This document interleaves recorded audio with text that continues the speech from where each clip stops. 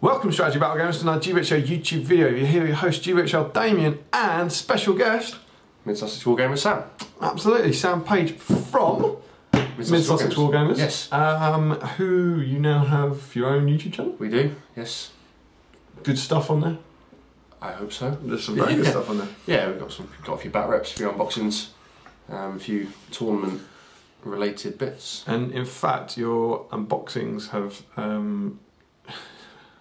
I don't know if it's not groundbreaking, but you've got a new technique that we're going to use today. Yes. I think will make the unboxing better. Hopefully. So thank you very much, this man. So yeah, go and check out Mid Sussex Wargamers.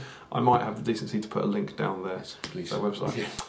Yeah, go and check them out. So why are we here today? Because we're off to Mansfield in a few hours. We are off to Mansfield in a few hours. That's why we're at Shire Burn. Yes. Again, I hate this mystery thing because it probably says in the title, doesn't it? I don't know if it says in the title down there yet, I haven't decided. Yeah, just don't put it. Super Mystery Unboxing. Super Mystery Unboxing. Best unboxing ever. The one you've been waiting for. What is it? It's... Oh, how do you do it? This is yours. Smaug.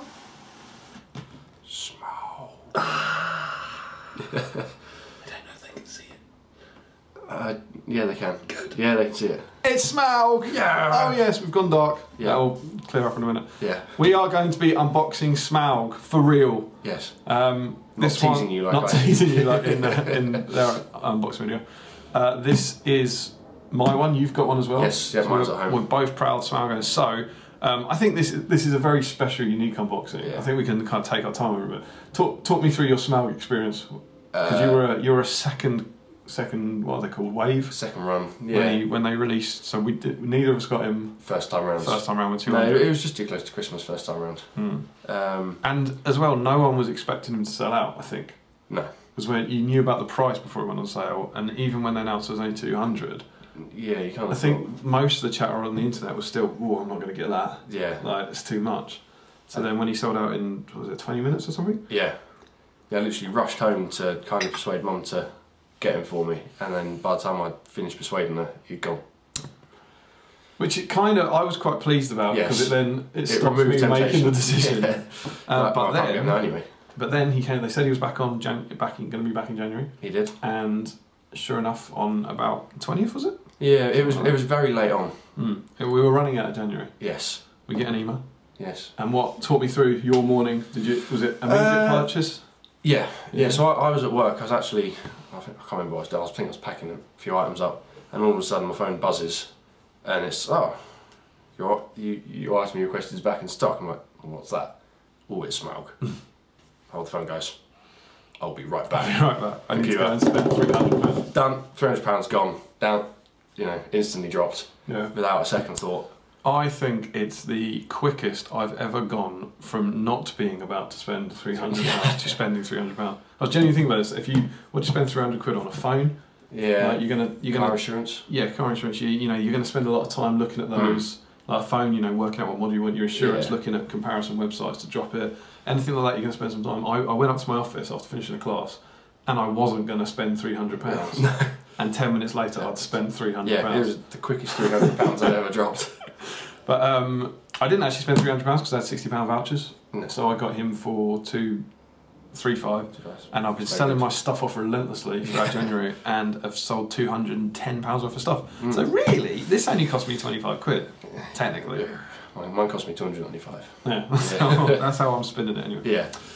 So yes, both very happy to have him, and we are going to get stuck in because unboxing this is genuinely. I think the box and everything is quite exciting in itself. Yeah. It's not just the model. Yeah. When mine turned up, I literally opened it straight away. Yeah. And had it all out on my desk. It's cool. Yeah. And they were like, how much did you spend on that? I was like, 300 quid. They were like, actually, that's quite cool. It's completely worth it. It's completely worth it. And they don't even play the game. So we don't really know what we're going to do here because it's a very different kind of unboxing, but we'll talk you through things. Yeah. So this is the box, and the box itself is a thing of beauty. So we've got the full colour. Yeah, full colour. It's a proper product. We've got that. We have that. Hello. We have that. We see lots of different angles of Smaug.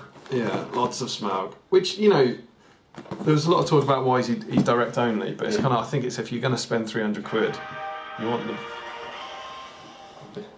Breaking news. I'll silence that. Breaking news. This is the kind of stuff you have to put up with Mid Sussex Wargamers. It is, yeah. We're not a high quality outfit like the GBHL.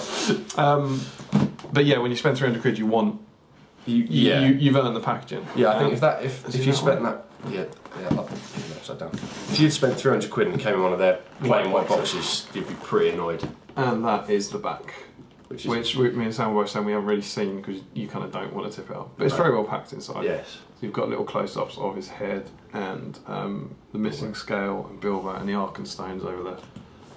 So that's pretty cool. The box is pretty cool. Yes. But it's when you get inside the box that it gets cooler. Yeah. Should we turn this around? Yes. And open this bad boy up? Let's open it up. Let's do it. Do you want to go? So, here he is. And what's quite cool, this is probably my favourite bit because I didn't know this was coming. When you open it up, I did not come to steal from you, O Smaug, the inaccessibly wealthy. I merely wanted to gaze upon your magnificence to see if you really were as great as the old tales say, for I did not believe them. And do you now? That's cool. Yeah. I mean, that's a piece of card with some writing on, but I think that's worth your 300 quid right there.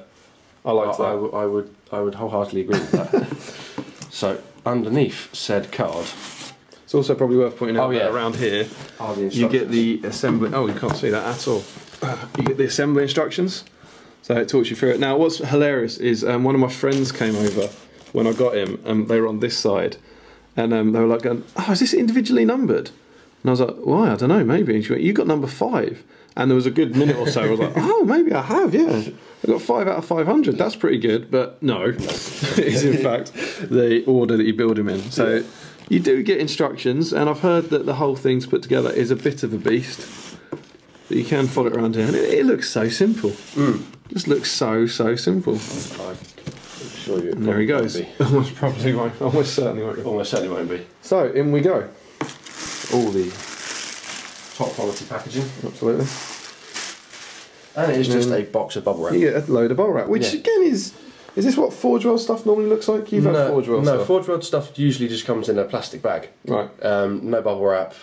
It's just all in a plastic bag and. Because it doesn't look like GW stuff, does it? I mean, this is what you'd expect, these little packets of things. But this is very, very different. No, I've never had any Forge World like this. Probably because it's so very large. Yes. Okay, so yes, it definitely looks a bit different to what you might expect. Yes. But and you have to be. I found spoilers. I have had a look at this already. This is my first unboxing. Well. Yeah. But you have to be a little careful just as you're unwrapping them, don't you? That you don't suddenly drop massive chunks of resin on the floor. So should we have a look at them bit by bit? Yes. Do you want to jump in? We'll start at the top. Oh, what is it? What is it? What is it? Neck. It's a bit of dragon. It's a bit of dragon. A bit of dragon. You want to stick him down here, maybe? Put it on there. And there is. I think this is this his foot? That's not a foot. No, not his foot. That's a neck. Neck. Yeah. Of course. Right. Sorry. Thought it was the foot. So it's Forge World resin, as I'm sure most of you know now. This is a bit more daylight. Come along there, and the detail on it is really, truly quite fabulous. Yes. That's, Oh, that's right. the thing I noticed when I was looking through these things is that the quality on it is really, really great. Yeah, I mean, it's Like the scales under here. Yeah. That's all kind of embossed, obviously. Yeah. The detail on it is pretty fantastic, and I don't know. There might be the tiniest miscast at some point, maybe. Yeah. But I certainly haven't noticed it. There's no air bubbles or anything. No, I mean, when I got mine on, I had a look. There was no air bubbles. I think the thing you notice is that is what you're paying for. Yes. Like you're paying for kind of Forge World stuff, you know. Yeah. Do you want to leave the bits out and just leave it out? Yeah. See what. So we can see the task ahead of us by the end. Trust me, it's quite daunting. You have that bit? There you go.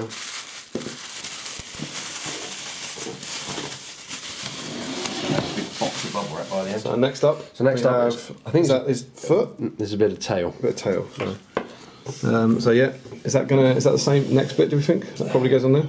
I don't know where we're at. I think that probably connects onto there, and then curls around his body. Quite possibly. Yeah. So again, very similar sort of. He's not even on there. Very similar quality. I'll tell you what, yours is already looking better than mine. Really? Yeah. Well, the thing with Forge Rod is that it has a lot of recent aging on it. Yeah. And mine said yours was quite goopy. It had a lot of goop on it, which thankfully washes off. But looking at yours, there's a little bit there, but that'll just brush off on some hot water. It looks. But you do get these huge resin blocks on the end. Yeah. That, it's interesting hearing like what different. I think maybe. Yeah, if you have the light behind, is that better? Yes, I think that is better. We'll come around the side. I think what was interesting from someone who doesn't collect it, Emma said, "Oh, do you hold that while you paint it?" And I was like, "No."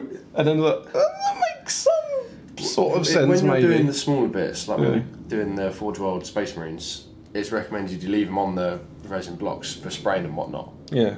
But obviously, you're not going to paint Smaug bit by bit. Nah. I mean, you are seeing here already, like the kind of horns on there on the side. That's exactly the sort of thing that if it was fine cast, you'd be a bit worried about.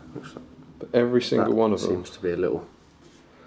I also think a lot of it is genuinely because of he's meant to look a bit. I think they are intentional. You know, they're supposed to. He's meant to look old, as it were. Yeah, there is a bit that we'll unbox later that looks like it is broken. Ah. Should we go on? So that is his left foot. No, this is still cool. This is his neck. That is cool. So it's those kind of horns, and as you go along, there's none. There's none that look like they're broken or anything. No. It's really handy having two people there. Yeah, but there is. Twist it towards you. Oh, a little bit. Like that. Yeah, there you go. Oh, look at that. Some mould line under there, but nothing. A little bit of cleaning up. It's very cool. That's his. That's where his head goes on. Yes. That, yeah. That.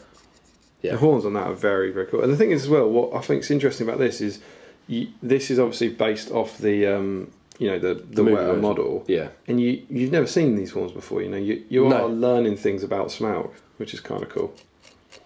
But yeah, how's it feel? Do you think, like compared to if anyone's never had Forge World stuff before? It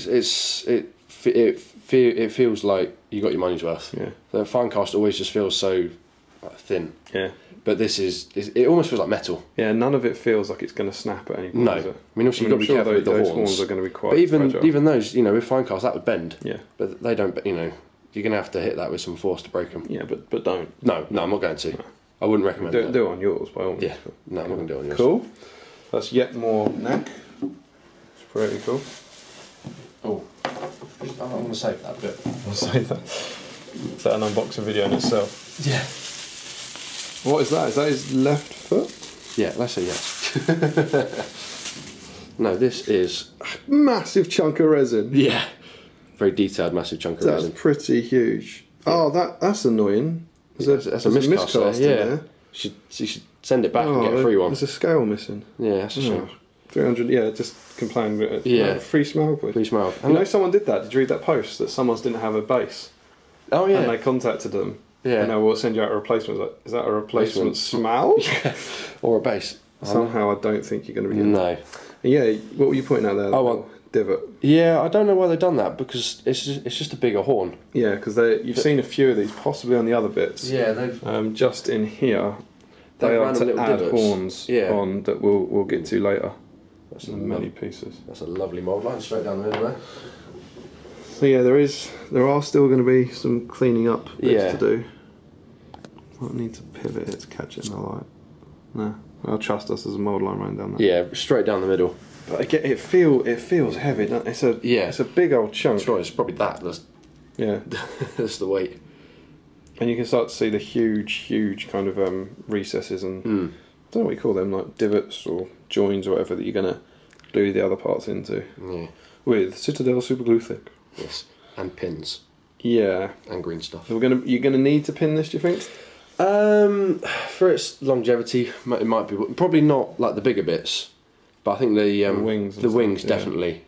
I mean, I haven't put mine together, so I don't know how well it's gonna. I think Dave Fredericks from Shadow and Flame said that he pinned everything, as memory said. I've heard that second hand from Kev, but I think it's one of those things that it's a real once in a lifetime model. Yeah, it's worth taking the time to assemble. Yeah, probably. But no, this looks very good. Cool. Next up, T's upsettingly far away. Is that his left foot? No, this is his head. That's quite cool. And this is his tail. It's the very tip of his tail. Yeah. And I'll tell you, your tail is better than my tail. On mine, this was literally covered in gunk. Yeah. So there's obviously, that's interesting. There's obviously a bit of a, you know, the version you get, you know, there will be a difference essentially. Yeah. Because the production is a lot smaller. Are they kind of done by hand, like one at a time, maybe? I don't if I'm honest, I don't know the ins and outs. Another little divot there. I don't know why they didn't just cast that in. That's to put horns on, isn't it? Yeah. It's quite cool. But again, you're still getting as well. So if it will pick it up, all the tail detail. That kind of the little scales underneath here. Really, really, really good detail. And that should paint up very nicely on the bottom, I would have thought. Yeah, I think you've just got to be careful that when you're priming it, you don't apply it too thick. Because it's going to be quite easy to lose all that scale detail. Yeah. Cool. What's up next? Should we go on to these monsters or should we go into one of the little boxes? I'll get the big bits out. Big bits are fun. Oh, it's pretty big. I think that's going to be his left foot. Yeah. This is Bilbo. It's a massive chunk of resin. Yeah. So this is a tail. This is a wing. It is a huge wing. It's bits like this, I think, that really give you the idea of the scale of it. So, where's the Battle of Five Armies book? So you got our little Battle of Five Armies supplement to give you some idea, and that is his wing on top of it. It's bigger. Yeah. And that is A4, isn't it? Yes. So we're talking bigger. It might not be A4 actually. It might be slightly smaller. It's around that size. But yeah, that's a big bit of wing to give you a comparison to a human being's face. We're at that kind of ballpark. It's bigger than Sam's head. Smaug's wings is actually taller than Sam's head. But again, lovely detail on the wings. And it's like these bits here. Do you think these are intentional, aren't they? They're like additional scales. Yeah. They're not little miscasts. No, they're supposed to be like that. And you've got detail on the wing membrane kind of carved in. Yeah, I'm not looking forward to painting the wing membranes. No, I mean, I'm not. We'll get onto that, I'm sure, but I'm not massively looking forward to painting any of it. This is quite a problem with Forge. You get all but these. then that will just flake off. That's fine. So really, really big wing. It's quite cool. What's that going to be? It's the same size as that. It is the same size. Probably left foot, isn't it? Oh, another wing. Another wing. Just the opposite side. Which makes sense because you need two. You need two wings. Otherwise, you'd just be going around in circles. Go around in circles. Not much of a threat. No, but that looks. I am fire. I am spinning. Yeah. Is that the one with? Was that? No, that's the stuff. There. Yeah, that's flaky stuff. Yeah. But no, that looks pretty good. And again, you've got again to keep it fragile, I guess. These bits here don't have his the tips on. No. Because we're going to get to those later. So you've got these little divots on the end here. Yeah. Which are actually his fingers. Yes, and it's also got the. You're missing the hands there. His claws there. So they're just incredibly cool. It's so good to be holding it after like 3 years of going. Are we going to get a Smaug model? And all the rumours of no, it's not big enough. Boy, did we get a Smaug model. Yeah. Cool. So those are the big individually wrapped bits, and that gets us on to. Well, actually, no, there is one. Oh, yeah. Do you want to do that? The last bit wrapped in bubble wrap. This is the bit that apparently you may or may not get. Yeah. Check that out. Is this his left foot? His left foot goes on it. It probably goes there. Yeah. Quite possibly. Little footprint. That's very Jurassic Park. I like that. But this is obviously the base, and it's so cool. It's very cool. So I'm wondering how close I can get to the little coins to kind of show that off. But it's coming out well, in the daylight. It is amazing, and I love the way here when you get to the flat bit, you get the little coins, individual coins on it. Yeah. And then it's covered in little chests and goblets and vases. We were just saying actually that just painting this is going to be a challenge in itself. It's a little project. And Sam, where is the Arkenstone? Actually, I spent ages looking for it. It's there. It's that random rock. Oh, I can't even find your finger. What, that little smooth bit? That little bit there. Just by the corner of that chest. Yeah. Because if you look in the White Dwarf, yeah, that's what they painted as the Arkenstone. Cool. To me, ages. It's good that it's on there. Yeah. That's quite cool, and that it is buried in the treasure rather than Bilbo holding it or something. Yeah. Well, what I'm tempted to do is have Bilbo, creeping towards it like underneath Smaug. Oh, you're going to put him up there, are you? Yeah. Okay. Or we're going to put him near it. And we've got some ideas from Bilbo as well. We'll have. probably have a chat about whenever we find him in this massive resin. Yeah. So that is the base, which I think is. I don't know why I'm not excited. I am excited about the dragon, but this I think is fantastic. I really, really love the base. Only potential annoying bit is that he's always going to be an arable. Yeah, but there's nothing to stop you getting a custom cut base for it, and then because you got and just almost magnetising him or pinning him on it. Yeah. And then putting him on another base when you want to use him in game. Because do you think he can? So as you may have seen, I haven't assembled my Smaug. Yeah. Do you think he can just rest on that base? It looks like he can. The pose looks like it rests on, and then you just add a little bit of glue. I'm not sure you'd want to just leave it resting. Sure. Yeah. I guess I'll try it. I'll let you know. Yeah, you do it, and if it collapses, let me know. If Smaug falls off, I'll let you know. All right, that's the base. That is the base. Excellent stuff. So now we have three little packs. This one.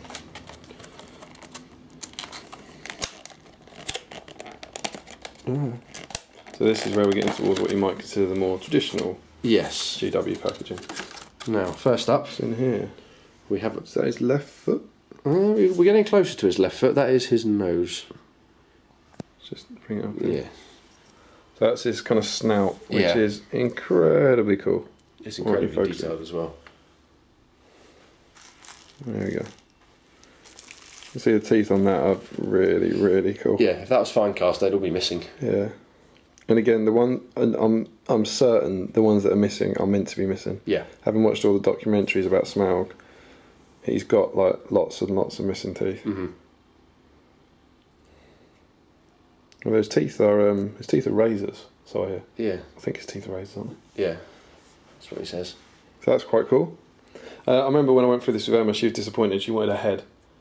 Like she was like, "Where's his head? Where's his head? Where's his head?" Like, his head's in 3 pieces. Yeah. You've got this important bit, which is quite interesting that they give you that, given that he's glued down to. Bilbo's glued to the base. It does say in the instructions that it's optional to put Bilbo on the base.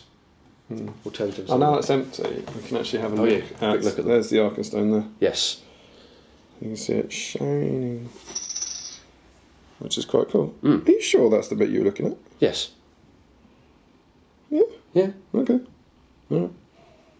Cool. I challenge you to find another one. All those coins. Right. So that was all that was in that tub, wasn't it? No, there's. Oh, we got. Yeah. Oh, this bit's cool. So this is the bit I was talking about earlier, where you think it might be broken, because you've got this. Oh, that one there. But that's supposed to be like that. That's supposed to be like that because he has actually had that one broken off. Yeah. That is cool. So that's then the back of his head. Yeah.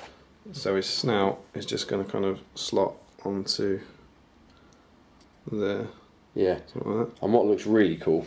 And that's his eye as well, isn't it? Yes. Yeah, you've got his eye there. Which is very cool. Not much detail underneath, but it's inside of his head. Outside. That's pretty damn cool. And then in here, we've got the rest of his head. His head is cool, isn't it? Yeah. You then get all those teeth. And that kind of the quality of the cast on there on the tongue is amazing. To get that depth under there. Yeah. Again, it was ridiculous. I remember having a video with Tom ages ago where we were talking about how much would you pay for Smaug, and essentially saying, would you pay over 100? Yeah. And we were kind of going, I think 100 would be it, probably. And then as soon as this came out, I was like, it is on another level. Yeah. And the decision to make, when it first came out, I was like, oh, why isn't it in plastic? But, the decision to make it in Forge World, you are getting a phenomenally good miniature. Forge World is 100 times better than anything that GW could have done in plastic. Yeah. And I think a plastic kit would have been a similar sort of price. Yeah, it probably would. Let's do this one. 2 packets left? Yep. Well, there's a lot in here. Has he got a left foot? He does have a left foot. I think he might be in here. here. That's what we got here. These are like all those little divots we've been seeing.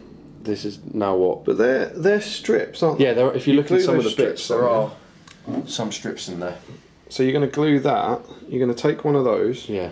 Yeah, like that. One of those strips, and then you're going to glue it into this divot here. Yeah. And it is interesting, like you say, because this one here, they've just done a little bit. You've got 3 on the top there. Yep. And then those aren't that much bigger. No. But I guess there's some logic to it in the casting process. Or yeah. Yeah, they obviously know a lot more about it than we do. Yeah, they say. Yeah. It's like they think we've never cast a resin dragon. Yeah. Do it all the time.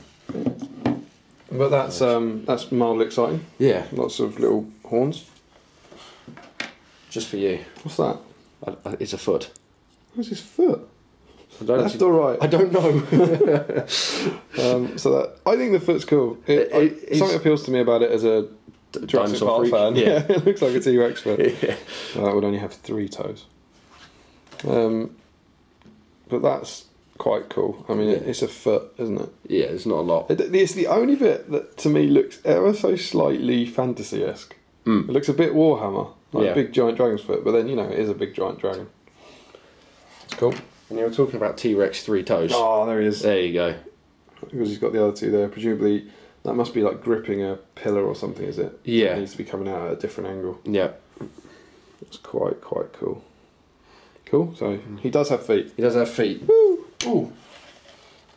Oh, what is that? It's Master Burglar. That is awesome. And you were showing this off on your video, weren't you? Yes. And you were pretty impressed with this sculpt. Yes. I don't like the pose of the model. I mean, it's amazing that the detail there behind in that hand to actually get a gap between his thumb and his. Well, that's the joys of Forge World. Forefinger, yeah. Because this is as I think I said earlier, this is the first Forge World thing I've ever had. Yeah. And it'll be the only Forge World Lord of the Rings model they make, other than the Weathertop. It's a lovely, lovely, lovely cast. And we were saying, I don't know if what was your idea first? Because you certainly had it. I'm not a great fan of the Bilbo. I really like the Master Burglar one that you get with Thorin. And I think that would be a better pose. Because he's kind of stooped, and he's kind of creeping around. Yeah, he's creeping, which I think would be better rather than cowering behind the pillar. Your thinking is that Master Burglar Bilbo will be better for the Smaug diorama. Yes. Whereas my thinking is kind of the opposite of that this Bilbo will be better for in-game. Yeah. Because I think this is it's a more dynamic army pose, I think. As if it looks like he's staring up at Ravenhill or staring up at the bats or something like that. And so my plan is to do quite a simple conversion, whereby I cut that hand off, or possibly the arm, I'll have to look at the models, see what's better, and put Sting in it. Yep. And then this guy is my Master Burglar for the game. Yeah. And then the creeping one, without Sting, becomes the Smaug one. Yeah.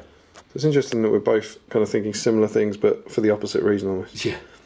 But it is a stunning model. Yeah. It's a lovely, lovely, lovely model. Why can't they make more Forge World Hobbit stuff? So that's cool. That's very cool. And I mean, essentially, he's what you're paying your money for. He's your 295 quid. That's exactly it. It's like, do you see yourself as getting a Bilbo free, or does some part of you say, no, I spent £300 for my Bilbo? No, it's a free Bilbo. Still more in here. I would hope so.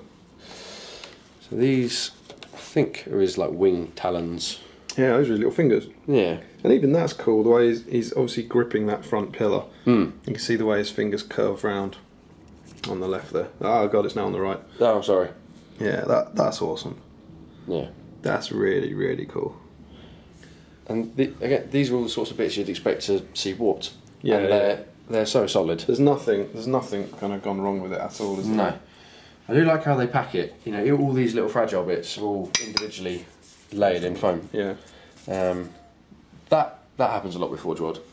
What's that? Oh, the packaging. Say if you buy like one of their Primark, one of their character models, it literally comes wrapped in foam. And what's quite handy there is they tell you where they go. It says body and tail base. Yes. And then what's that? It says mid-tail and tail tip. Yeah. So that's actually the very, very tip of his tail, is it? Yes. So they're quite cool, just some more horns to kind of glue on. Yeah. Get Bilbo over. Yeah. He went in with the fingers then. Yeah, nothing too special about them. Sets of horns. Cool. I think. And those are his wingtips, aren't they? Yes. Or big elven blades. Yeah, you give one of them to Elrond. Yeah. They do look like Elrond boys. Yeah. What's this to say? They've got a little kind of tip coming off them as well. Yeah. I don't know what they are. It's quite cool. So they're just gonna. They're gonna stick on. They're gonna go onto like the ends of those coming out there. Like that. It's pretty cool. Yeah. Yeah. Wicked. So we're down to the last box. We're nearly out of dragon. Yeah. So what bits are we missing, readers? So we've got readers? Viewers. Comment below. Yeah. What's coming, Sam? Good question. Pillars, I think. And? Legs. I think that's it. I think we've got pillars and legs. Pillars and legs. It's a leg. It's a leg. Pretty cool. Yeah. Amazingly detailed. Yeah. And is this the one with is that a mould line down the front? I don't think it is, because when I unboxed mine had a mould line down here. So we think that's actually... yeah. Because it's actually a bit 3D, isn't it? If you turn it that way, it's kind of coming off like a ridge. Yeah. Yeah. Again, you get that wonderful underneath texture there, which is really, really cool. That's pretty good. Yeah, that looks like a good leg. A very good leg. Good legs.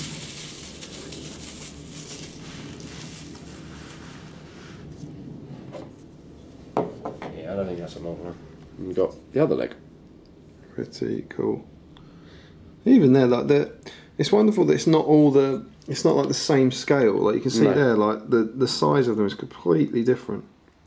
This was supposedly, it's probably worth pointing out, with Michael Perry who sculpted this, and it was the last model he did for GW.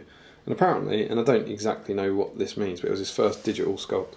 So like, I guess that means never sculpted in green. It was all done on the computer, like a lot of the GW stuff is. Oh, hats off to him, because this is one. I mean, what a swan song! After him and Alan did the whole, pretty much. I think they said they reckon they did about 70% of the SBG range. Oh, kudos. It's a hell of a one to end on, isn't it? Yeah, don't get much bigger than this. And now we're on to the pillars. This is the first one. Pillar variable. Yeah. Which again, it's like you kind of go, oh, it's just a pillar compared to the dragon, but it's actually really, really like nicely done. Isn't it? Yeah. The little crumbling details on it. And these are obviously glued onto the base. I'm not sure which way around it is. Probably in the. Oh, it's upside down, isn't it? It goes in like that and slots in. Yeah. So Smaug can hang on to it. And then the last bit of Smaug, and this is incredibly cool. It's a staircase. Which goes up that way. That way, on Smaug's base. Yeah. And he sits on top of it like that. Got lots of little coins on it. Yeah. Which is incredibly as if painting cool. wasn't hard enough, they're now expecting you to do little bits of gold. Tiny little gold. I also heard, I don't know if you've seen this, in the White Dwarf, I think it was, or on the website, it said the Arkenstone and the One Ring are visible on the base. I've not seen the One Ring. If anyone has seen the One Ring, please point it out to me. Maybe it was invisible. Yeah. But I mean, it just boggles the mind a bit about, right, how am I going to paint them? Yeah. I'm going to just trying to find these individual little gold coins that come down there, but the detail's so good. It's so good. Unbelievable. I'll pop that there. So, move the tea out of the way. Move the tea. Tea's very important. That is Smaug. Yes. That is the complete Smaug kit you're going to get. So, did it say it was 82 components, I think, on the website? Because it's including all these as separate little bits. Something like but that. Those are all the bits you get to make your dragon. And this table's, I think it's 5 foot by 3 foot. So you can see you get a fair bit of dragon. Yeah. Which is pretty cool. And also, what's quite interesting, someone asked in the Facebook group, apparently he will fit in there width-wise. Yes. But not height-wise. Yeah, I think it was Dave Fredericks who was saying if you put a few columns in the corner to raise the lid up, he sits in there quite nice. Which is worth knowing. Yes. So hang on to your box, guys. I don't know why you'd throw something like that away anyway. No. You'd be absolutely crazy to. To be honest, I'm planning on having like the box in the miniatures cabinet for the 10 years before I've actually got the model painted. So that is pretty cool. Yeah. So that's hopefully giving you a good detailed look at the kit. And what we're now going to do is turn the camera around again and have a chat about painting it, modelling it, and the profile. Yes. Cool. Cool. So wow, there it is. There is the beast. We're sitting here with it all in front of us, and it's pretty damn cool. Yeah. It's also terrifying. Yeah. So let's talk about that. So we now both have Smaug. Yes. When are you going to do him? Monday. Really? Yeah. Monday. Okay. I've got after Mansfield, I've got a day off. Get him done, smash him out, done. I want to. You've paid a lot of money for him. I at least want to be able to see him. Yeah.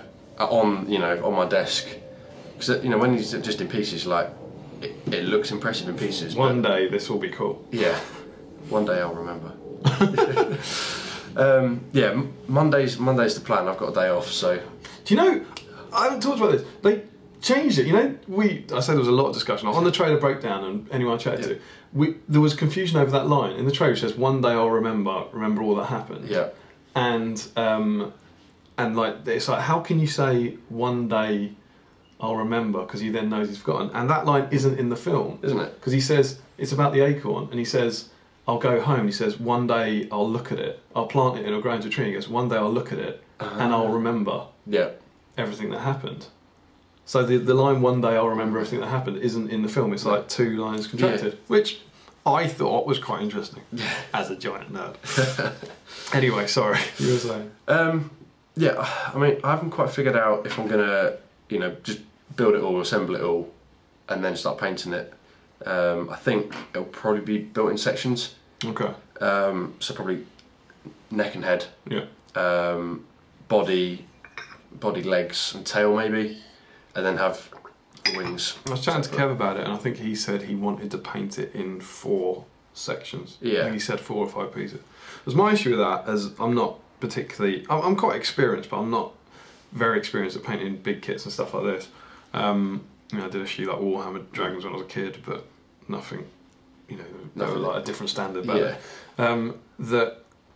the idea of painting a bit and then having to glue it together and green stuff a join and then paint it and blend that in, that terrifies me. Yeah, it terrifies me also. That's why I kind of want to build it and see the gaps, because at the minute you don't know how it fits together.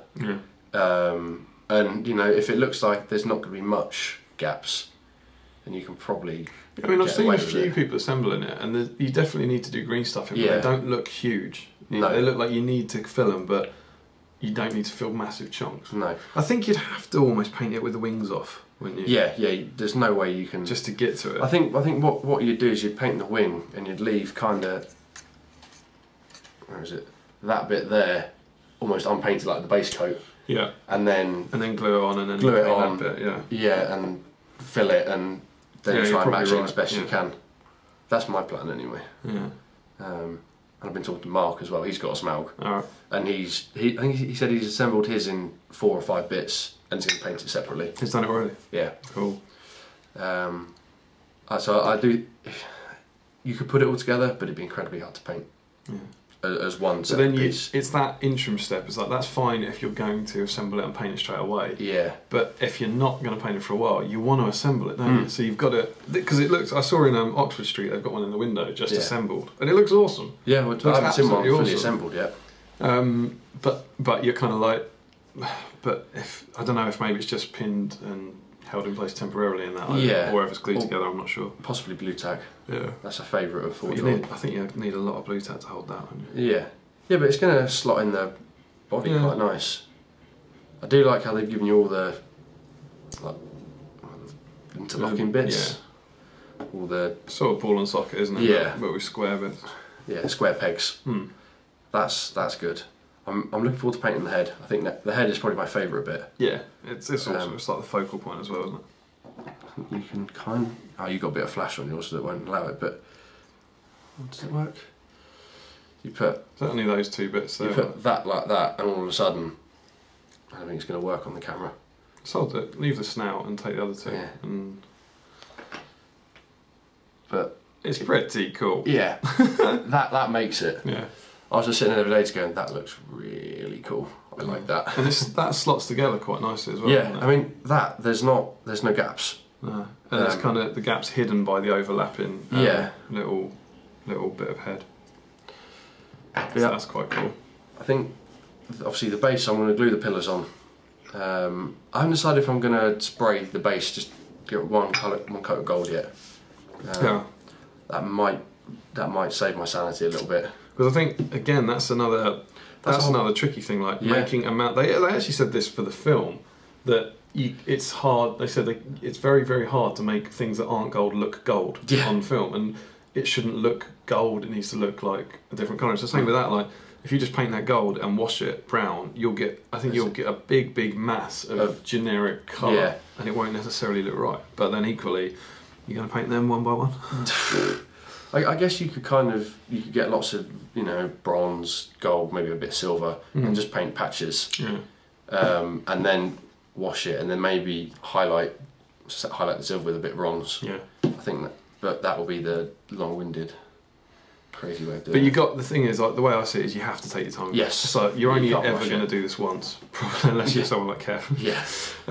But however long it takes, it'll be worth it. The longer you spend on it, the better it'll be, and the more it'll be worth it. You'll always have that model painted, and if you rush it, you're going to regret it. You don't want to. That's for me. Like my worry is suddenly like, I didn't mind spending this much money on it, particularly when it only cost me 25 quid. Yeah. But it's more the fact of what if I mess it up when I'm painting it? I don't mind the assembly bit. I think I can deal with that. I'm happy with that. But it's like, what if when I'm assembling it, when I'm painting it, I just screw it up. I think 4-drop resin is a little easier to strip than fine dust. Thanks for your confidence. Like, when I ruin it, that'll be alright. I think. I've never stripped 4-drop resin. But there's plenty of them on the go. I think half foot on the One Ring's got a thread, hasn't he? Isn't it half foot? I think. Yes, there's quite a few people. There's someone he's assembling it and painting it. Yeah, half foot. There's a member called River Zora who's doing a whole Lake Town diorama. He's got Bard. Did he fire in the thing? Fire in the wind lights off. He's in the converting challenge. Yeah, firing off Bane's shoulder, which is actually cool. Little Bilbo. Yeah, that's what he's used. That's very cool. Everyone seems to be using Bilbo's head for Bane. No, it's a good little match. Yeah. We've what's the word? Not trendsetted. Initiated. That's not the right word. I can't remember who it is. By J. Clare. He did it last year. Yes. As part of his Lake Town. Yes. Yeah. Little Alfred conversion. And Steve's got one. Steve's been cleaning them up. You're saying Mark's got him on. Everyone's got them. Like I know, like James has got. Did Jamie get one? Jamie hasn't got one. Jamie hasn't got one. James has got one. Tom's got one. I'm sure a fair few members got it. I think a lot of people were like, "No, I'm not paying that." And then when it sold out on the 200, they went, "Well, I better pay that then." Yeah. Because everyone suddenly went, "Oh God, he's not on sale," and I wanted that. Yeah, that's what I was like. I thought, right, I'm going to clear all necessary means of payment. So when he comes, I'm ready just to drop it. Yeah. So for me, I'm not going to do him on Monday. He's going back in the box. It's cool to have it all out. Yeah. I haven't had it all laid out like this. I've been looking at it kind of bit by bit. Yeah. But I have no idea. In a surprise to anyone who knows me on the channel with my massive backlog, I've got absolutely no idea when I'll do this. Because to me, this looks like at least 2 months of hobby time. Yeah. Like by the rate I paint, and I think that's quite optimistic. Yeah. If I'm honest. So it's that point where when am I going to have 2 months where I don't want to paint anything else other than Smaug? And it's certainly not now. Yeah. So I've got like an Elf army planned, then I've got a Gundabad army planned, and there's always something else. And part of me's kind of hoping now. A dark part of me's hoping they don't release Dane and the dwarves or evil models. It's like this is fine. I've got enough stuff. I don't want to buy any more. So with that in mind, I'd like to think I might get cracking on him this year. Yeah. I think we're in that kind of time frame. But it's so cool. Yeah, and no pressure. I do like your painting. Thank you. But I've never. I'm looking forward to seeing what you do with it. I've got the biggest. I was thinking about this. It's quite strange. I think the biggest like Lord of the Rings thing I've painted is like an eagle. Yeah. Like the 2 eagles. I've got 2 eagles and a cave troll. I haven't painted any big beasties since I got back into the hobby. Maybe start with the old dragon or a drake. Yeah, I might go and strip one of my old fantasy dragons and paint that. I mean, the biggest thing I painted was a Mumak when I was like 15, and that was terrible. And this is something else.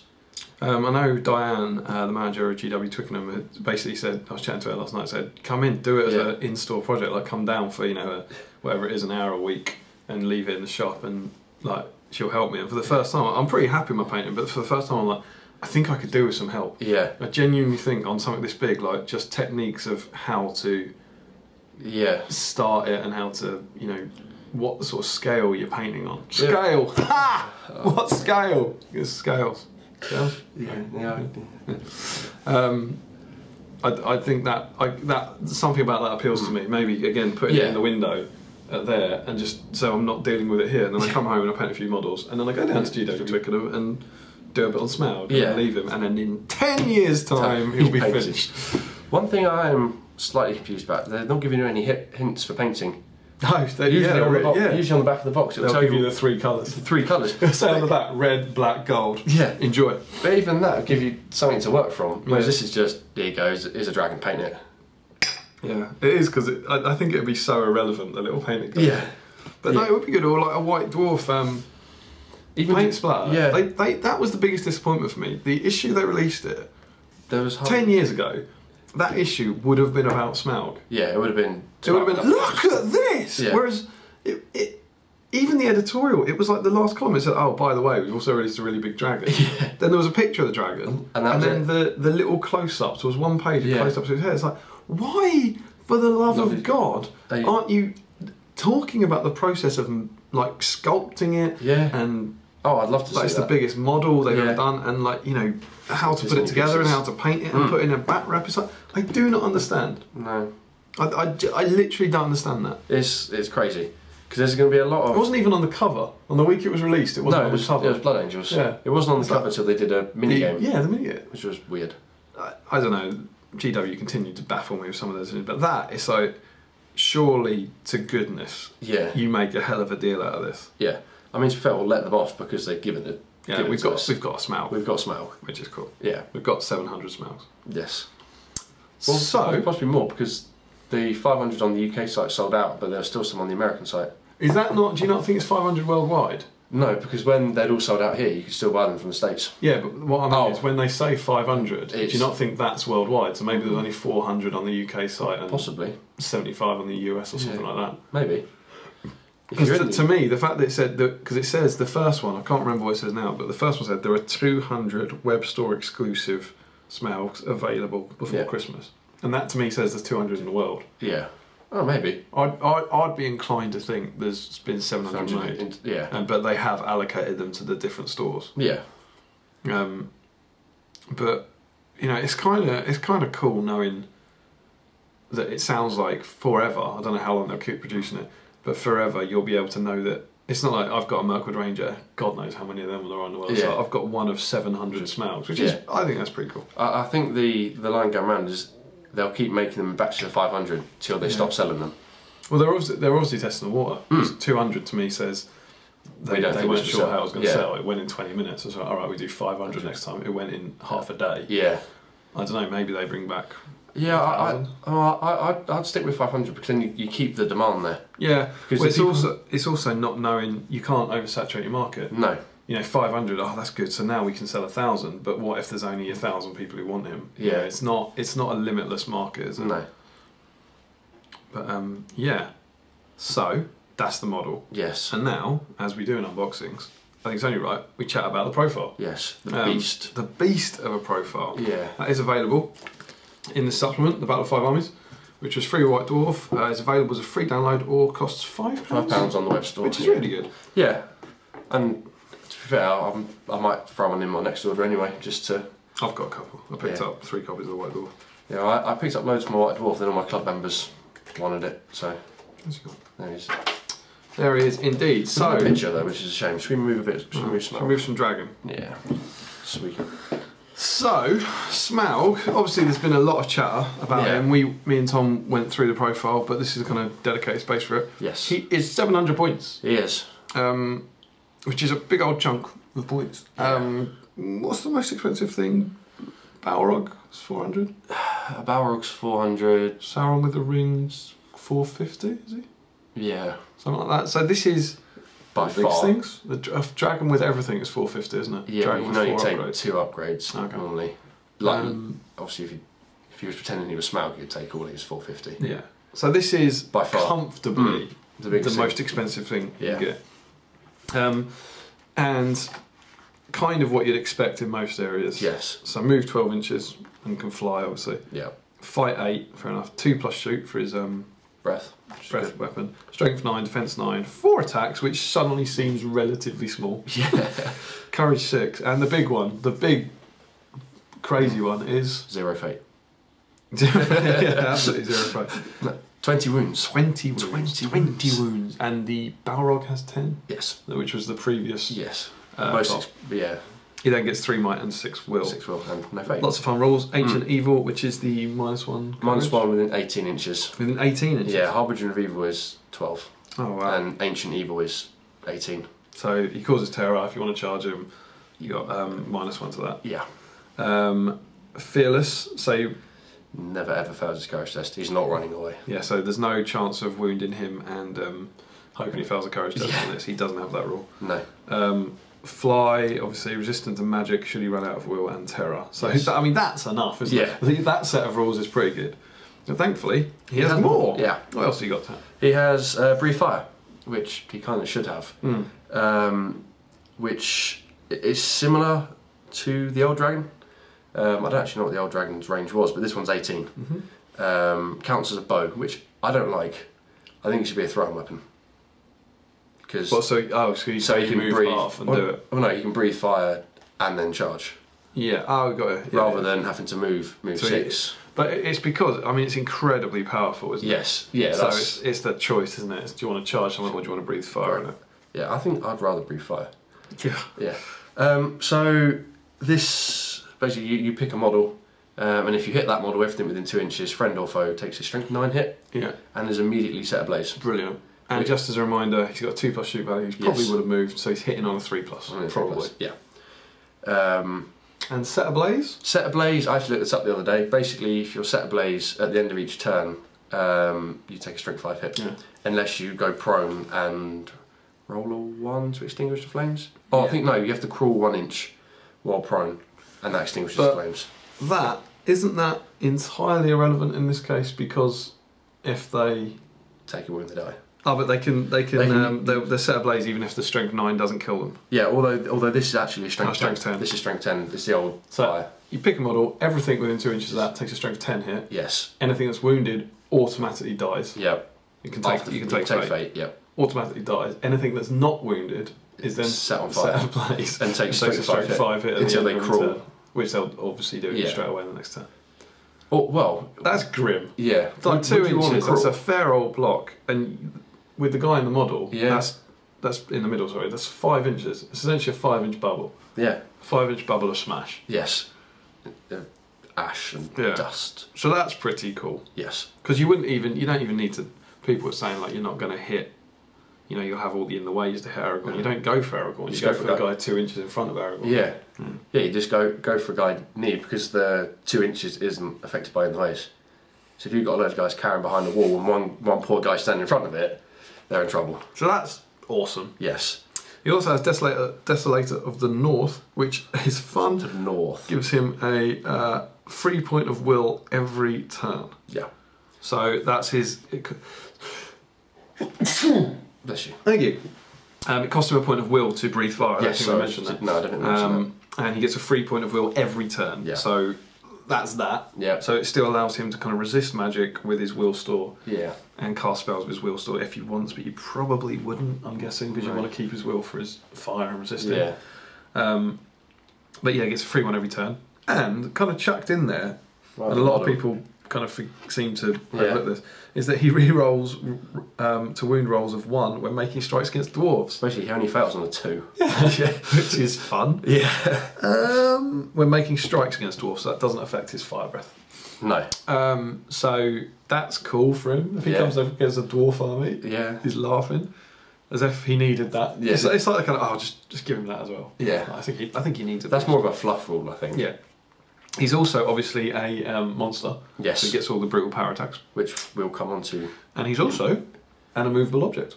Yes, he is. He can't be knocked to the ground or otherwise moved against his will. Now, a question. Yeah. Have you heard Larry's... what? What this time? His way of getting rid of Smaug is... Was he the demolition teams? No, it's not this one. It's Azog and Barrow Whites. Okay. So if you paralyse Smaug, is he placed prone? Because when he first told me, I said, "Oh yes, that's a good idea." But it says he can't be moved against his will. Is being placed prone because you're paralysed being moved against your will? Well, the way I read that, he can be immobilised, right? Yeah, he can be immobilised because it's not moving him. And paralyse, it immobilises you, but knocks you to the ground, doesn't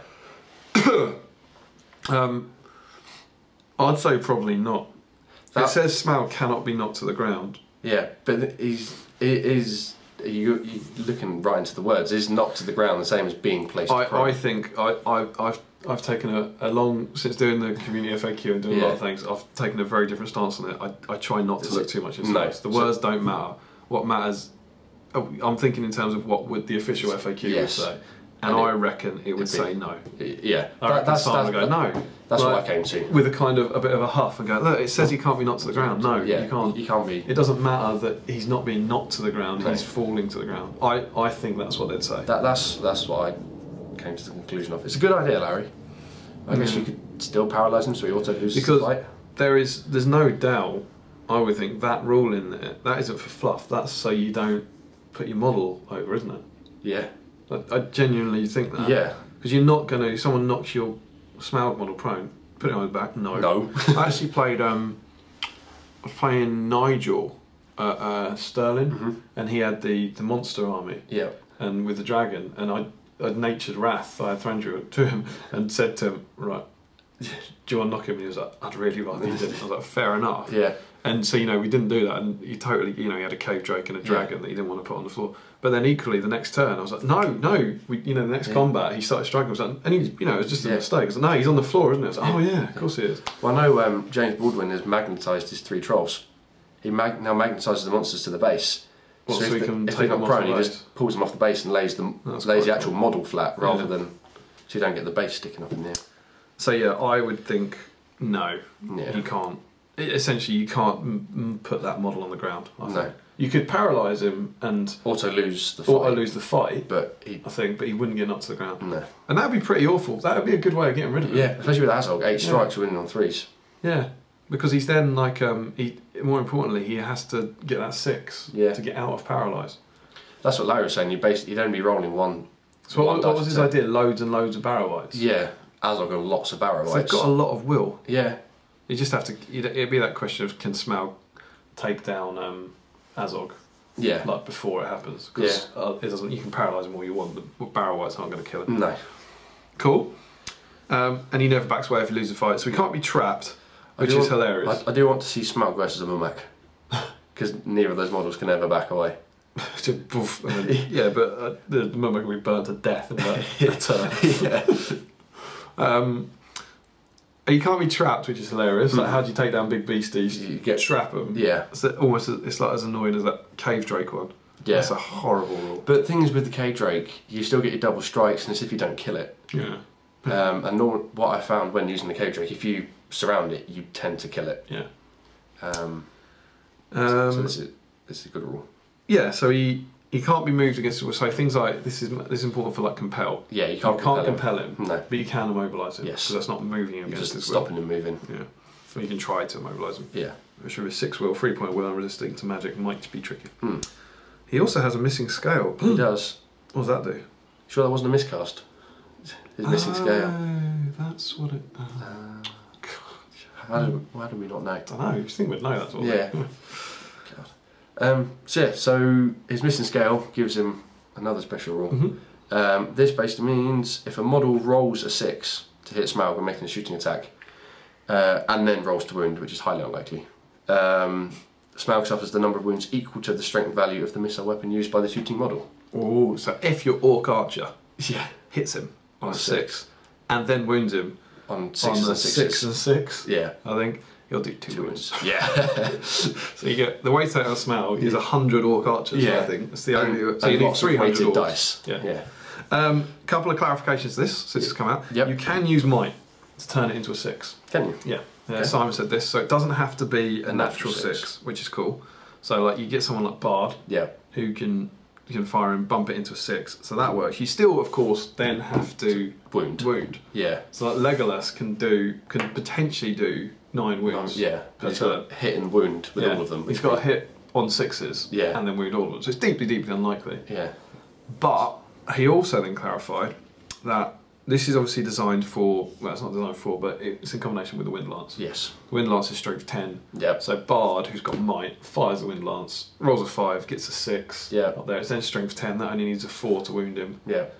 He uses might on that, does a wound, and that does 10 wounds. Yeah. Because it's strength 10. Yes. But in the siege rule sections, was it strength 10? If I think it's a siege engine. If a battlefield tile is hit by a siege engine, it dies automatically. Oh no, it's half its wounds. No, it dies automatically unless it's defense 10 or it's got 10 wounds. Yeah, and then in which case it takes half its wounds. Yeah. So the question was, he's been hit by a siege target, so he takes half his wounds. He's been hit by the Wind Lance with strength 10. Does it kill him in 1? And the answer is no. No. It's one or the other. Yeah. So he said it's whichever's highest. It'll either do half its wounds or the strength of the weapon, whichever's highest. So which is fair enough. Yeah. You can't. Like, the Bard has to kind of hit him twice. Would it not do 15 wounds? No, he said it's one or the other. Simon said it was whichever was highest. So you do. And that's also another question came up that this hasn't been from Simon, but I think it's the same sort of ruling, which was about Dunhere. Yes. I saw someone else on the Facebook. Does he do D3 wounds on monsters? Yes. So they were saying if he wounds him, does he do 2 plus D3? Ooh. And I think it's not, because I think again the answer would be it's one or the other. Yeah. So you'd roll your dice to see D3, and if you got a 1, you'd do 2 as the strength of the weapon. But if you got a 5 or a 6, you'd do 3 as a D3 wound. I think that would be the answer. That seems like a logical. Because this is clearly written, again, there's no point looking at the wording, I think, because it's clearly written just for your average shoot attack. Does the number of wounds equal to the strength? Yeah. Simple. And it's not thinking about things that can then do multiple wounds. Yeah. So I think the argument for that would be the highest. Yeah, I'd agree. But again, even then, so many of the thing I found with the community FAQ, so many of them are the ones that are really contentious are these ridiculously unlikely situations. It's like when Dunhere's like, I've never played against Dunhere. No. Never. No. And it's like, so considering the odds of playing against Smaug and then having Dunhere and then Dunhere hitting him on a 6 and winning on 6, it's quite unlikely, But there is, invariably yeah. Well, I mean, obviously you could see it as an argument potentially if you're building an army to take down Smaug. Yeah. That would be quite cool. But then I don't think Dunhere and Black and Bale Archers would be the way to go. You wouldn't go with him, would you? No. Maybe we'll talk about that. Maybe. And his final rule, his final special rule, I should say, is unstoppable momentum. Yeah. This is probably my favourite rule of his. It's amazing. Basically, if he charges, he knocks you to the ground. Everything to the ground. Everything. Bar Momac. Yeah. And other Smaugs. So he knocks dragons to the ground? Yes.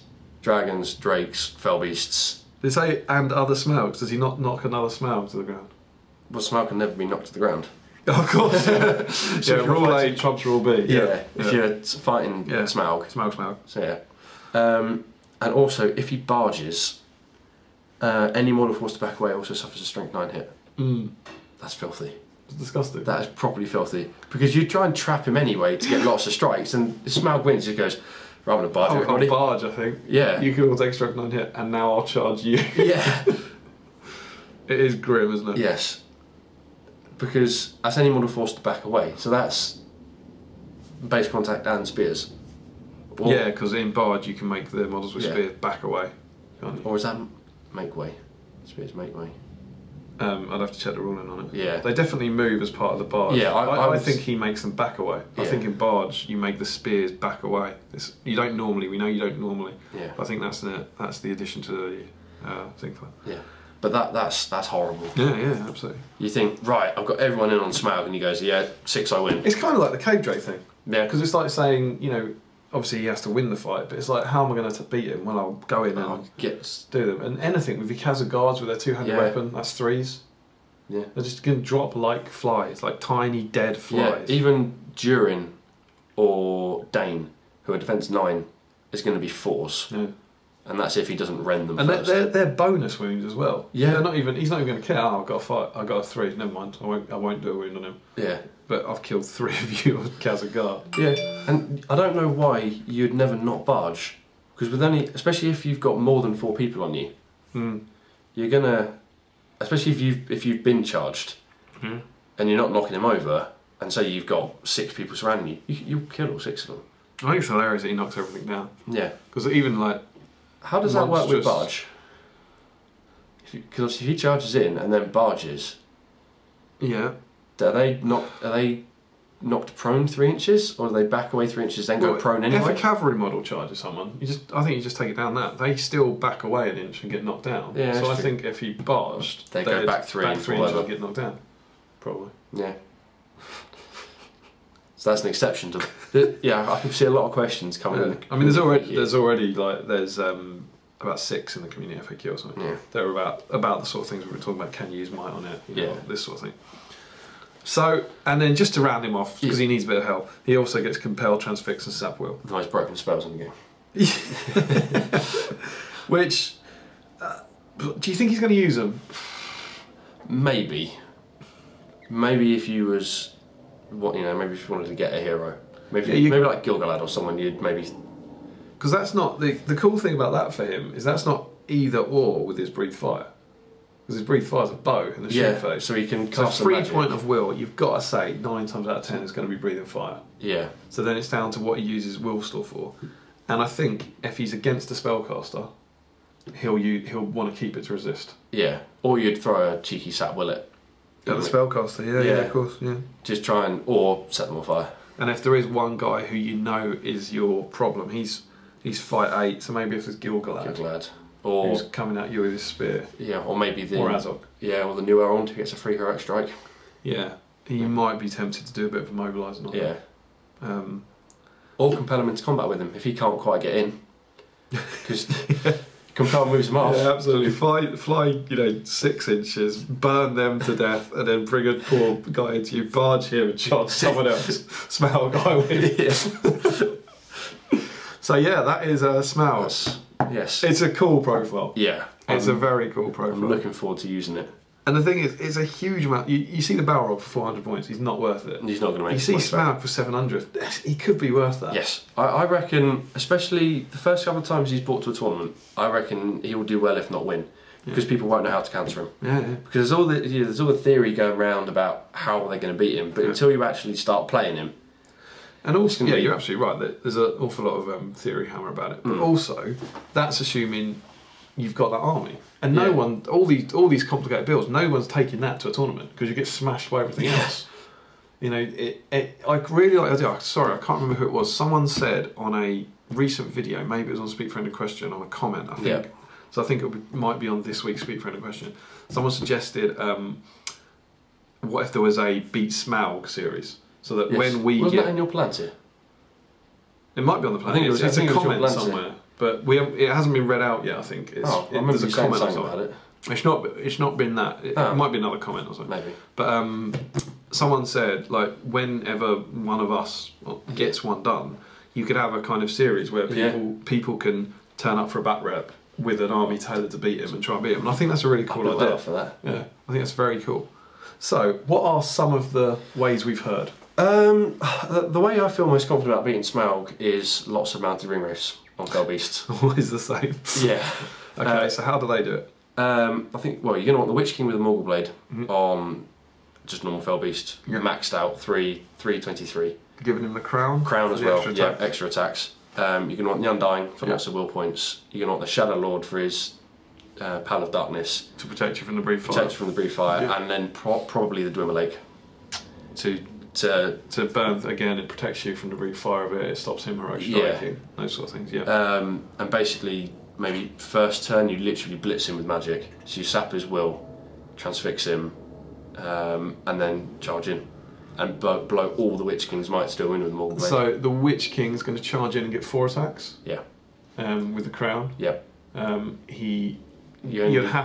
only going to do it when Smaug's immobilised? Yes. So he will have to heroic strike? No. No, because Smaug will be immobilised. So he'll have a higher fight value. Yep. You're only needing 6s and 4s. So if you, with 3 might, you can roll a 3. Mm-hmm. Have you chucked all your other races as well? Yeah. It's all or nothing to get the dice to win the fight. Yeah. And also, because if the Witch King doesn't wound, then you've got the other race in there. There's also no risk because he's immobilised. Yes, so you can't strike against him. and then so you probably get 6 with your whatever it is 10 dice. Yeah. How many do you get? Do you probably get 4 on Felbeast, do you, for about 700 points? Yeah. Are they 120? So it's 400. It might be 5, isn't it? It's 480. Yeah, it's 5. 5 race. 5 race. Made so up. They all go in. Yeah. To an Immobilized Smaug, because you're going to get 3 per race. That's 15 which dice. Is 14 and 4 for the Witch King. So 18 dice. 18 dice. You're going to get 6. Yeah. So you've won the fight. The Witch King then has to do a wound, and he only gets 1 shot at this. Yeah. So he needs. But he's got 4 dice to do it. Yeah, 4 dice, 6 by 4. 6 by 4s. But obviously, if you roll it, if for some reason you bosh spectacularly and you only get 3, you burn all 3 of his might points to get the 6. To get the 6, which then basically means you auto wound. Yeah. Because you need a 1. Yeah. Yeah, that could do it. And then that and obviously he's dead. Morgul Blade and he dies. Yeah. That is the. But that's the way I would take him down, because the Shadow Lord then protects you from fire. You keep them far enough apart that if one gets incinerated, it doesn't affect the others. Yeah. It's just. What's his pool darkness? Is it 12 or 6? 6. So what's interesting about that is someone like Ed, if he is still, I think he's trying slightly different things this year. Yeah. But if he is going to a tournament that points value to be competitive, and he takes his Felbeast, his traditional army still kind of works. His Felbeast army could have a chance. He doesn't have the Shadow Lord normally. No, this is it. He'd have to change the build. Yeah. So say we're going 700 points. Yeah. And you can get those 5. He's taking. Who do we need? Say they definitely need the Shadow Lord and the Witch King. Yeah, 100%. Although no, he doesn't get 5 if he does the Witch King, does he? Because isn't that gonna the Witch King's with 250 with the crown? He's everything. Yeah, he's 250 maxed. The crown. Yeah, it might affect it. So he might end up with an unnamed to balance off the price. Yeah, but the crown. The 3 I think you definitely need are the Witch King, the Shadow Lord, and the Doom Lake. And then he'd have Knight of Umber and Kamal. Yeah. No, he couldn't have those because he'd need an unnamed one to afford the crown. Yeah. So probably. Well, you don't necessarily need the crown. It's just giving you those extra. Yeah, I suppose. Because he'd still get 3 attacks, wouldn't he? Yeah. He'd still have 3 chances. Potentially drop the crown. He'd go 5 gnomed. So yeah, his 700 point army becomes. And he's still got to pay for the Morgul Blade. Yeah, that's only like. How much is the Witch King? Witch King is fully tooled. Oh, I should know this. Yeah, he doesn't start at. He starts at 70, but all he's got is extra will. He starts on 10. He starts on 0, 10, 0. So you will have to take an unnamed one to boost him up. But to the Morgul Blade is only 5 points. Yeah, but then he needs the 3 might. Yeah. So 20. So you're talking about an unnamed. So he'd probably drop Kamal off, would have thought. Yeah. So and then that all Felbeast army at 700 points is still very competitive against everything else. Granted, he doesn't have one of his favourite race. Yeah, but and it's got a very good chance of taking down Smaug. Yes. And that's a rare thing. I think that there's a tournament competitive army that's also got a good shot against him. Yeah, you just got to make sure that I think we were saying it last night that everything has to fall into place. On that one turn. I mean, on the other hand, you go completely the other way. The ring race lose the roll off. Yeah. Smaug moves, breathes fire, and then gets a 4. Uses 2 might. Because you're gonna probably toast a wraith or 2. Yeah. Yeah, I think you'd certainly get rid of the Dwimmer Lake. You got to choose which ring wraiths to put. As long as you keep them 6 inches apart. All he needs to do, it'll do a wound on the wraith and the Felbeast. Yeah, and the Felbeast runs away. Yes, I hadn't thought about that. I was thinking wraith. I mean, as ever with the Felbeast, a lot of the effect will come down to 50-50s. Yes. And I think that's why you would need. Yeah, you'd want priority. The wraith would need priority at first turn to immobilise him, then to stop him breathing fire first turn. Then the other have many sap as well. Then next turn you have to immobilise him again. Yeah. But when you've got 5 wraiths, you'd like to think that one of them will come off. Yeah. Especially if he's only getting 1 dice to resist. He's got to use a might. Smaug's got to use a might to win the heroic move roll off. Yeah. And then I think he's probably worthwhile. There's no point keeping your might for heroic strikes because he's always going to be immobilised. Yeah. It's probably worthwhile him using those 2 might to boost that first fire roll up to a 6. Yeah. Assuming he rolls a 4+. To then have a go at him. Yeah. Each bound to take out a few Felbeasts, he might take out. I think if you flip that round, if you're then facing those wraiths for Smaug, you aim for the Witch King. Because if he wounds with the Morgul Blade, you're toast. Get him off the Felbeast. Get him off the Felbeast. Because the others will hurt you, but not as much. It's the Morgul Blade that does the damage. Because 6x4s tapping away at 20 wounds isn't going to do anything. And you'll get to a point where there's one turn where, for whatever reason, the ring race Bosch, and you're not immobilised, and you barge them all, and they all fall over. Yeah. And then you eat them one by one. Absolutely. Cool. So that could work. Yeah. But everything else is you're not going to come up against in a tournament. No. All the other ways to do it. King of the Dead. I've heard Kieran's a big fan of King of the Dead because he's got his death rule. Necromancer, his Drain Soul. But again, you got to get into combat with him. Yeah. I mean, the King of the Dead, you'd have to think he'd never make it. He's just going to have fire breathed at him constantly. I guess the Necromancer could kind of get there because he's got 25 fate points. Yeah. He's likely to survive, and he's got the magic to immobilise him. You need a magic cost. You need to be immobilising him. Yes. At 700 points, you're looking at a magic caster, and then a lot of things that can do nasty stuff to him. And you can't even rend him because he's defence 9, strength 9. So that what about Bayon's Bear Hug? I know Bayon's got to get there. It's still only strength 10, so he still needs 4s. He's got to roll 24s. That's what we did in the sketch. Yes. Doing 19 wounds, and then Smaug kills him. Yeah. The demolition teams were a fun one because don't they do 2d6 wounds or something? If you roll like a 6, they do 2d6 wounds. That's quite fun. Again, they've got to get there. Yeah. I'd imagine Smaug would shoot the bomb. An army of demolition teams running towards him, chucking stuff in. But then that army's never going to do anything. No. I've kind of pondered a demolition team in a normal game though. Oh, yeah. I just run it in and yeah, just keep it behind your line, and if they send one of the big heroes in, just make it explode. The Wind Lance, obviously. But yeah, but I don't think he's so expensive, as you and Tom have said. I don't think you're going to see him, even in that 1,000 points. Because it's so silly that you have to take the new Bard, who doesn't use the Wind Lance, to take the Wind Lance, and the model's the old Bard in his brown coat. We know it's during the Lake Town attack. Yeah. That you don't actually see in the movie. You look at 225 points. Yeah. With the Wind Lance, it's like 235 if you put him on a horse. Yeah. And then you can ride the Wind Lance around those horses. And what do you do in all your other games? So I've now got a fairly overpriced hero with a giant Wind Lance. It's like, I guess maybe I'll kill that troll. Yeah, you'd shoot it a few turns and just ride away. I think that's what you'd have to do, wouldn't it? And then you also, in that scenario, you need somehow to be able to stop Smaug killing your Wind Lance. Yeah, which is fairly key. So you need maybe it's Bard and a couple of spellcasters. Bard with the White Council, maybe. Yeah, to immobilise. But then does Bard with the White Council win enough games to play Smaug at a tournament? Probably not. No. Yeah.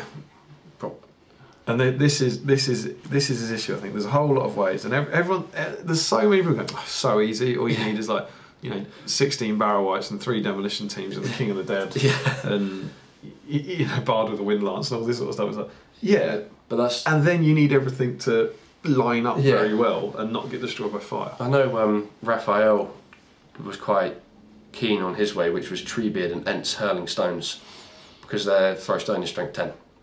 And that has the same range as Breathe Fire, both 18. Although, so if they hit him on a 6 and wound on a 4, they do 10 wounds. That's pretty good. Yeah, and you've got a lot of Ents. Yeah, if you've got Treebeard and an Ent, you'd need Treebeard and 2 Ents, and you could kill him in a turn if you got incredibly lucky. But the Ents have got no might. That's the thing. I mean, that is utterly down to luck. Utterly down to. And I think if you was then playing those Ents, you'd stay out of 18 for the for that turn, and then charge right up close to them because they have to stand still to throw.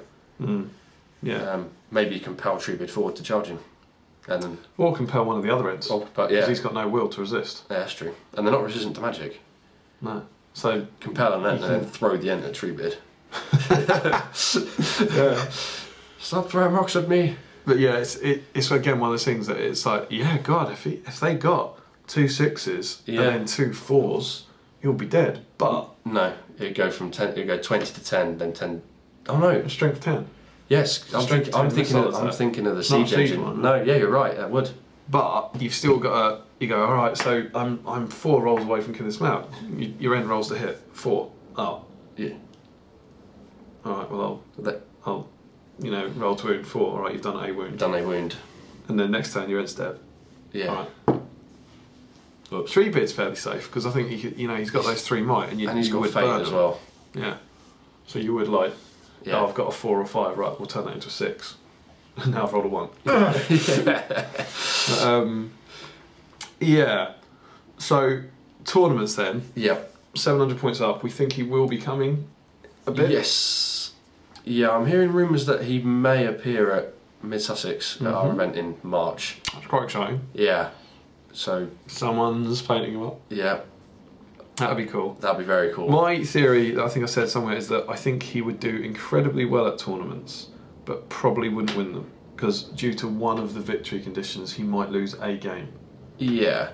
But he could certainly still win a game. I reckon he would win a lot by wipeout. Yeah. Especially these first couple of tournaments, where if no one's played, yeah.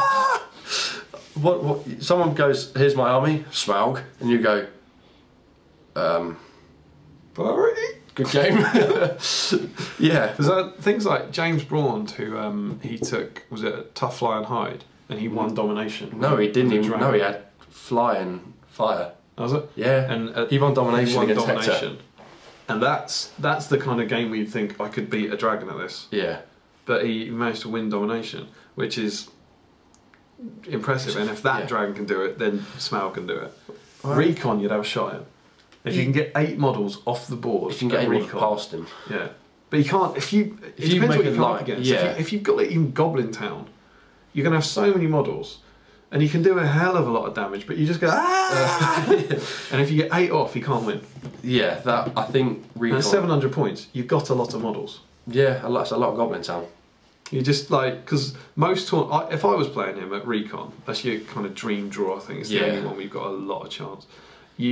Your might's going to do nothing with your average tournament army. There's no point really. Heroic strike. You're just going to march, aren't you? Best case scenario, you heroic strike and you win, and you might do a wound on him. Yeah. It's not going to achieve a lot. Yeah, you just heroic march your army. Yeah. And just send it as far up as fast as you possibly can. Yeah. Try and get 8 models off, and then you win. 8 models and your leader, because then that denies. Yeah, but even if you killed your leader and broke you and got Smaug off, he'd get 7. That's true. And if you get Smaug off straight away, the game wouldn't end because we were down to 25%. Yeah, it'd end at the end of the time limit, wouldn't it? Yeah. And you would win. Yeah. Unless you were an idiot. Yeah. I don't leave my models all on the edge of the board. And something like hold ground or high ground, you could potentially win. Because he'd just put that massive base on the hill and just go barge, barge, barge. Yeah. I was saying you could potentially win because once he broke you, you've got a few. You'll have more models than he will for VPs. But isn't hold ground and the high ground? It's usually like a 6. High ground maybe because it's a hill. Yeah. But hold ground is 6 inches, and I'm pretty sure that's about 6 inches, whichever way It's 6 inches. It's not 12 though. No, you've got a 12-inch block, haven't you? 6 inches that way, 6 inches that way. You could certainly take up a hell of a lot. Yeah. But you potentially. I mean, as I say, I still think he's likely to win. But that turn he breaks you, say you killed your leader straight away, 6-0 up. If you manage to roll a 1 or 2, you might have 7 models. Yeah. 8 models again. Maybe that's where your spellcaster comes in. You immobilise him and then you don't charge him. So there's chances there, and that's what I think. Assuming those scenarios are late on, which they normally aren't, to be fair. No. Which really annoys me. Assuming they're late on in a tournament, a decent player might have a shot against one of those. But I could see him winning a tournament. Yeah, I would not be surprised if he wins a tournament. As your tournament, for example, it's a random draw. Yes, so he could be on the top table in the last game and get reconned.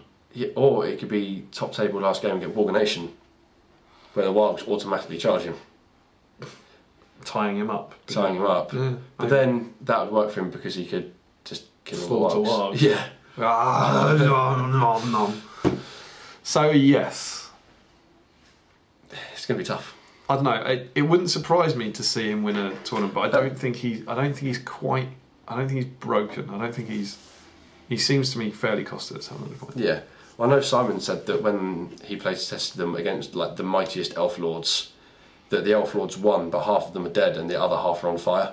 Yeah. Because I think he took the stance of strength 5, they're not always going to wound them, so he'll just have them riding around on fire. Because at least then they can still try and kill. Yeah. Because you think most of those elf lords are what, defense 6 or 7, so they're still needing 5s to wound him. So it's not like an auto wound. Yeah. Maybe you don't crawl on the floor to put out the flames straight away. Yeah, because they're probably always going to win the fight, aren't they? With all that might. Yeah. And the high fight values and stuff. Yeah. And then you just slowly chip away. And you get, I think if you had like Gilgalad for his +1 to wound and Balin or Durin's axe, you need a kind of +1 to wound, don't you? Ideally, that doesn't give you a disadvantage like a two-handed weapon. You like lances. Piercing strike. Like, Durin's axe would be really good. Yeah. Like on a multiple kind of attack hero. Yeah. Slide and Wolfsbane. Yeah, no, the White Tower. Shame you can't be mounted on a horse though. Yeah. They're all good people, but again, like Thryden's fairly. He would make it into my 700 point list normally. Yeah. So but a lot of these things wouldn't. So Thryden is strength 5. Yeah. So he'd need. He can pierce and strike up to strength 8.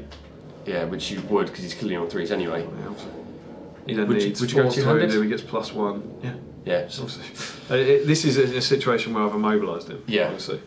And probably Vascu's in there for your higher fight. Would you? Because he's going to go down to fight for 4. Yeah. No?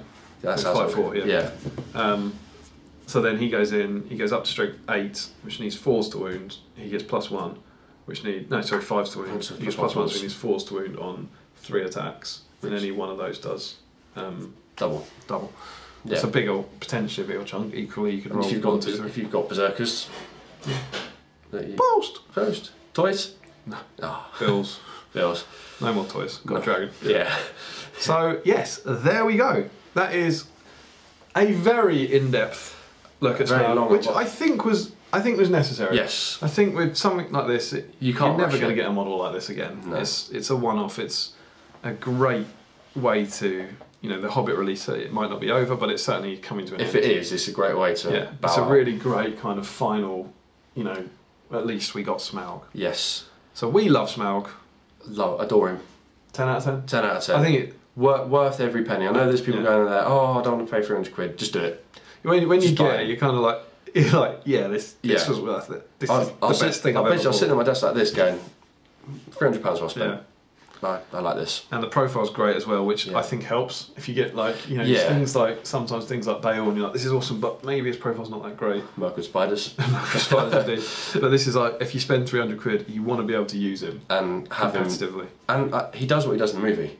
Smashes everything. It's probably one of the only models that actually smashes stuff around like in the movie. Yep.